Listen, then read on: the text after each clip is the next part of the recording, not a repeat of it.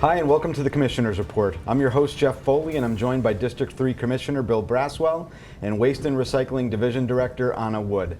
Thanks for joining me, guys. Glad to be here. You ready to do another segment about recycling? I think we are. We are ready. I think the last time we talked, there was a little bit of confusion about what recycling actually means. Sure, Can we elaborate a little bit on that? Yeah, people think that just putting stuff in a recycle bin is recycling, and that's not what the definition of the word is. What it means is to take a product, remanufacture it using the same material, and come out with a different product. And in most cases, what we call recycling, it just isn't that. It doesn't happen. So, Commissioner, you vocalized your disagreement with curbside recycling. Where does that opinion come from? Well, I mean, we have to look at the program. Does it make sense? Where does it leave the taxpayers? Are they just funding something that's really not helping the environment? And that's what we're doing. That's what we're doing, is looking at the whole idea of recycling. What makes sense? Is recycled goods really being recycled? And the answer in most cases is no. And how did we get to this point? Because I feel like for 40 years we've been told how important recycling is and that we're doing a good job to some degree. Is that not accurate? We've been told all our life to recycle. I mean, we've been programmed recycling is good without looking at what it costs to recycle, what it does, what's the carbon footprint, what does it do to the environment to recycle. We're going to sit back and take a look at that and figure out what really makes sense. Carbon footprint. You just use that word. Yeah. What the heck is carbon footprint? Well, it's like when that can is sitting out by the road. There's a lot more that goes into it than just putting your goods in there and pretending it's just going to go away. There's a truck that has to come get it. It's going to burn diesel. Somebody had to manufacture that truck. That costs money. That costs energy.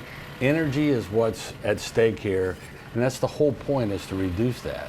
And if you're driving around these trucks burning up, well, I've got some notes here. We drive 1.3 million miles every year, putting 1.2 million pounds of carbon into the atmosphere to pick up our recycling.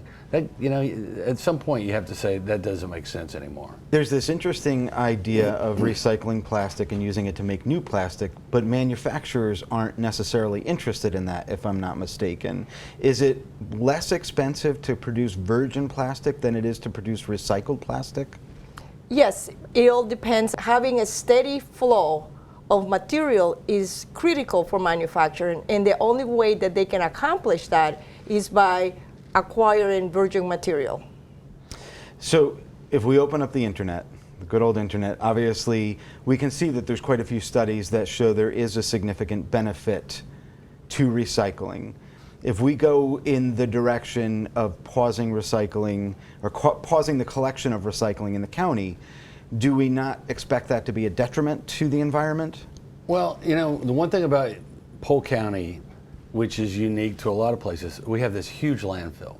It's got a liner in it.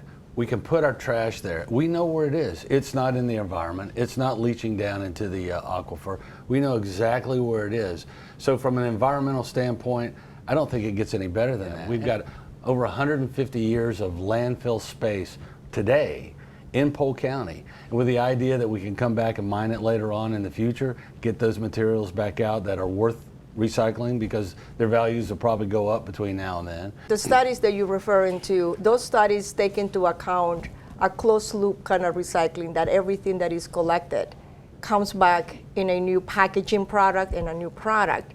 Then that is not the case. So all of those elements, you're still going to need the influx of virgin material. So it depends. I'm very careful when I read studies. I always look at the footnotes, who is sponsoring the study, and then we research it to ensure that the information that is there to propose policies to the Borough County Commissioners. And I think one thing, if you think about it this way, every time you recycle plastic, I'll just use that as an example, the quality of the next product is less than the quality of the previous product. It degrades. And it's breaking down already. Now, once it's out in the environment and it's breaking down there, if it doesn't land in a landfill, where's it going to go? I mean, it's maybe it'll get recycled, maybe it won't. Another way of thinking about it, if it's used, let's say it's used a milk jug, and then you make it into plastic fencing, and then when that the lifespan of that is over, where's it going to go then? It's going to go to landfill at some point in time. Why are we going to drive it around 4 or 5 times over the next couple of decades, burning up gas, putting carbon in the air, when we could have just put it in the landfill in the first place. So speaking of putting it in the landfill, it's safe to put it in the landfill? Absolutely. This thing is monitored. It would be front page news if something got out of a landfill into our water supply. I can assure you of that. It's important, and it's done right, and we do it right. Another thing that most people probably don't realize, we put our garbage in there every day and we cover it with soil. It is the best place for it, no doubt. And in addition to that, the landfill, right now we are in the process of developing a renewable natural gas facility, which means that all the gases that are created at the landfill level are actually going to be utilized for energy. And I think it's good to look at what are the options. Landfill's one, and incinerator's another. Is plastic going into the landfill already? Yes, many plastics are going to landfills already. But Polk County does it safely. Polk County gets it into the landfill. In between Covers it the up. liner and the cover, it's a safe way to do it. Yeah, You know, absolutely. and this is not a topic just for Polk County. Barron's just had the addition here dedicated to rethinking plastics and the impact in the environment and from a financial standpoint, and also acknowledge the importance in the economy from the standpoint of all the companies, the jobs that it creates. So it is not a topic that is just specific to Polk County. Now it's becoming more of an issue because of the people demanding that we do something different. Yeah, and it goes back to what we said a few minutes ago. We've been told since Earth Day #1, recycle, recycle, recycle, with no one explaining how that works. Does it work?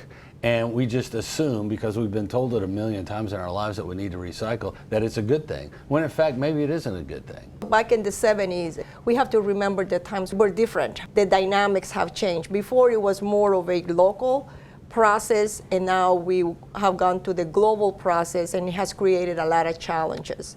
It sometimes feels as if recycling is a little bit of a PR campaign. You know, so you look at the bottom of a plastic bottle and it's got what looks like the recycling symbol on it. So somebody like me thinks, oh, that's great to throw in and it'll be recycled. That is not accurate though, correct? Well, it's not that it is not accurate. You have to make sure that your local community does something for that material. So that is one of the challenges, and it's a lot of confusion, and it has been a topic of many good articles. And what we're trying to do, you know, one thing about no matter what you do in life, if you can make it easy for somebody to do, they'll do it. Right now, only a small percentage of the people in Polk County even try to recycle. And then when they do recycle, they put in contaminated material that's never going to be recycled. So it's much easier, rather than continue just try to educate that we've got this very narrow stream of what we'll accept. Let's just put it all in the landfill. So let's assume we're successful with that. You get it to the landfill, it's covered up, it's not in the waterways, it's not on the side of the road. What's next? I've heard this term mining. Can you talk to me about mining a little bit? I'll touch on it and let Anna really get into it. But you know, the way my mind works, it's real simple. It's probably going to have a lot more value than it does right now.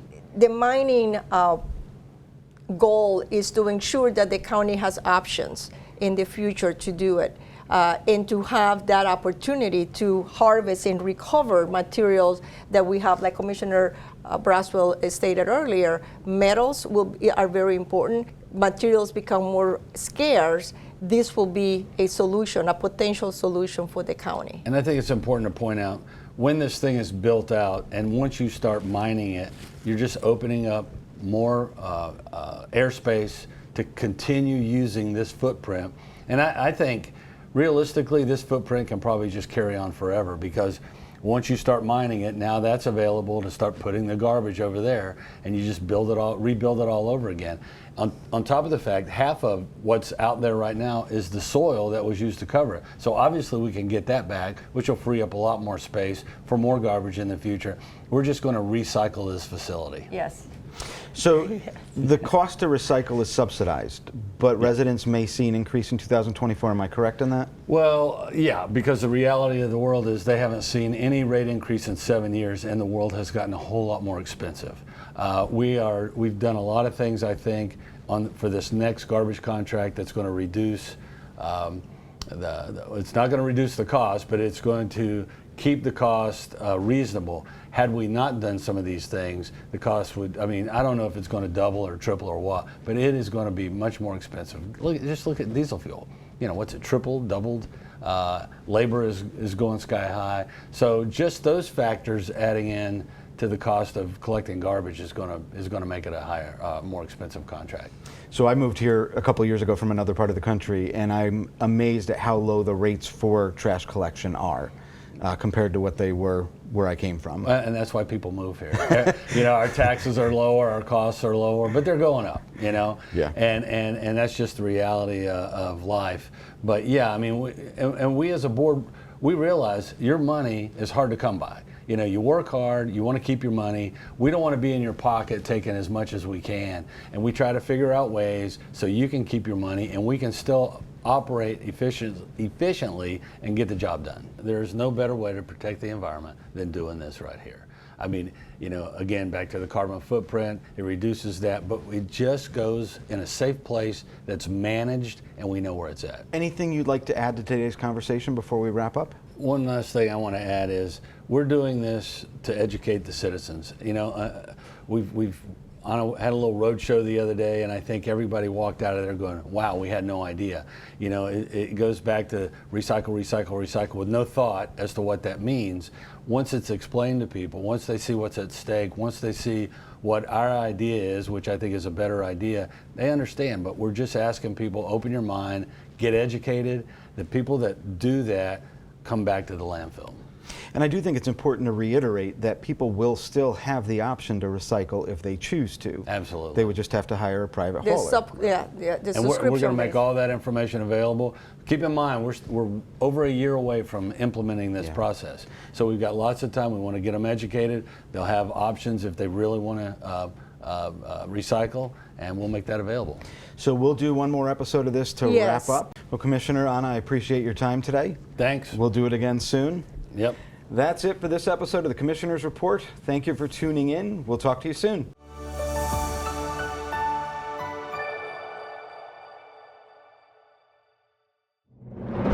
Thank you for watching. Please make sure to subscribe and like our social media.